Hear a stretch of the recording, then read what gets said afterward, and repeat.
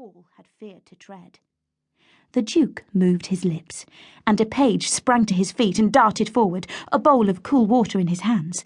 The boy knelt and offered it to the Chancellor. The Chancellor, in turn, advanced on his knees to lift the bowl to the Duke's lips. He tipped his head and drank. When he lifted his face, another attendant had appeared, offering the Chancellor a soft cloth that he might dry the Duke's face and chin. Afterwards, he allowed the Chancellor to retreat. Thirst sated, he spoke. "There is no other word from our emissaries in the rain wilds?" The Chancellor hunched lower. His robes of heavy maroon silk puddled around him. His scalp showed through his thinning hair. "No, most illustrious one. I am shamed and saddened to tell you that they have not sent us any fresh tidings." "There is no shipment of dragon flesh on its way?" He knew the answer, but forced Ellic to speak it aloud. The Chancellor's face nearly touched the floor. "Radiant Lord, we have no word of any shipment. I am humiliated and abashed to tell you." The Duke considered the situation. It was too great an effort to open his eyes all the way, hard to speak loud enough to make his voice carry. His rich rings of heavy gold set with massive jewels hung loose on his bony fingers and weighted down his hands. The lush robes of His Majesty could not cloak his gauntness. He was wasting away, dying even as they stared at him, waiting. He must give a response. He must not be seen as weak. He spoke softly. "Motivate them. Send more emissaries to every possible contact we have. Send them special gifts. Encourage them to be ruthless." With an effort, he lifted his head and his voice.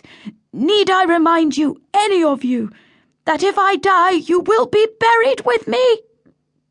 His words should have rung against the stones. Instead, he heard what his followers heard, the shrill outrage of a dying old man. Intolerable that one such as he might die without an heir son.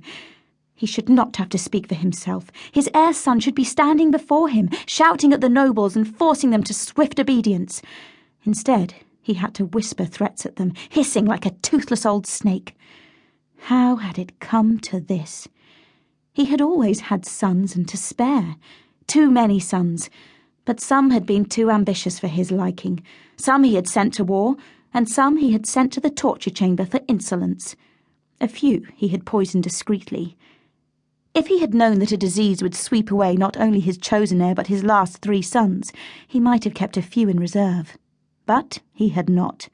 And now he was down to one useless daughter, a woman of near 30 with no children of her own and a mannish way of thinking and moving. A thrice-widowed woman with the ill luck never to have borne a child. A woman who read books and wrote poetry. Useless to him, if not dangerous as a witch.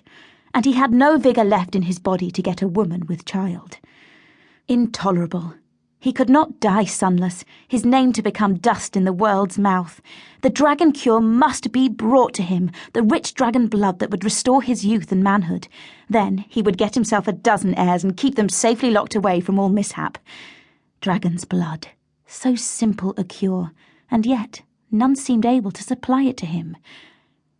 "Should my lord die, my sorrow would be so great that only interment with you would bring me any peace, most gracious one." The Chancellor's ingratiating words suddenly seemed a cruel mockery. "Oh, be silent! Your flattery annoys me. What good is your empty loyalty? Where are the dragon parts that would save me? Bring me those, not your idle praises. Does no man here serve me willingly?" It demanded strength he could not spare, but this time his shout rang out. As his gaze swept them, not a one dared to meet his eyes.